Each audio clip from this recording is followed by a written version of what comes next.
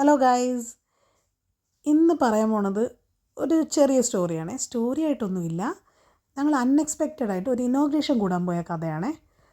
അപ്പോൾ സൺഡേ കുർബാനയൊക്കെ കഴിഞ്ഞ് കഴിഞ്ഞിട്ട് ഞങ്ങൾ വിചാരിച്ചു ഒന്ന് സിറ്റി സെൻറ്റർ വരെ വെറുതെ ഒന്ന് കറങ്ങിയിട്ട് വരാം എന്ന് വിചാരിച്ച് പോയതാണ്. അപ്പോൾ നോക്കിയപ്പോൾ നല്ല ക്രൗഡഡ് ആയിട്ടുള്ള ഒരു ഏരിയ കണ്ട് വിചാരിച്ചു ഒന്ന് വെറുതെ ഒന്ന് കയറി നോക്കാമെന്ന് പറഞ്ഞ് പോയതാണ്. അപ്പോൾ അടിപൊളി ഒരു ഇനോഗ്രേഷൻ.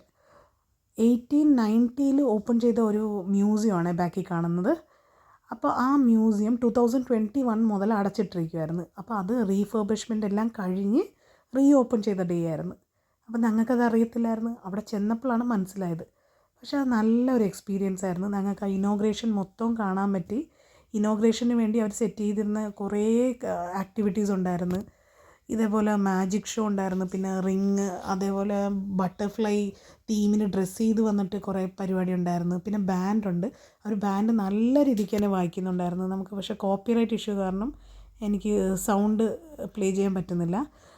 അതുകൂടാതെ കുറേ ഗെയിംസ് ഉണ്ടായിരുന്നു. പിന്നെ ആ പുറകിൽ റെഡ് കളറിൽ ടൈ ചെയ്തിരിക്കുന്ന അത് റിബനാണ്, ഇനോഗ്രേഷന് യൂസ് ചെയ്ത റിബനാണ്. അത് മൊത്തം തന്നെ അവർ ഉള്ളൻ വെച്ച് നിറ്റ് ചെയ്തതാണ്. അപ്പോൾ എത്രയോ ഡേയ്സ് എടുത്തെന്നൊക്കെ പറഞ്ഞ് അവിടെ അവർ അനൗൺസ് ചെയ്യുന്നുണ്ടായിരുന്നേ.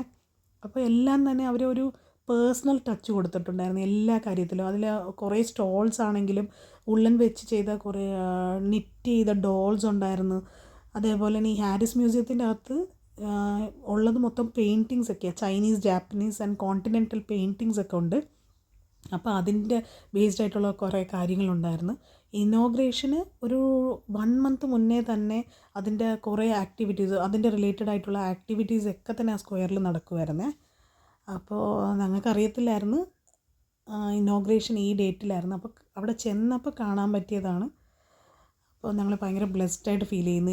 ഇത്രയും വലിയ ഒരു ഹിസ്റ്റോറിക്കലായിട്ടുള്ള ഇതുള്ള ഒരു മ്യൂസിയത്തിൻ്റെ ഇനോഗ്രേഷൻ പിന്നെയും കാണാൻ പറ്റുകയെന്ന് പറഞ്ഞാൽ ഭയങ്കര ലക്കിയായിട്ട് ഫീൽ ചെയ്യുന്നു. അപ്പോൾ ഇത് മൊത്തം നിങ്ങൾ കാണണേ. Please like, share and subscribe. Thank you.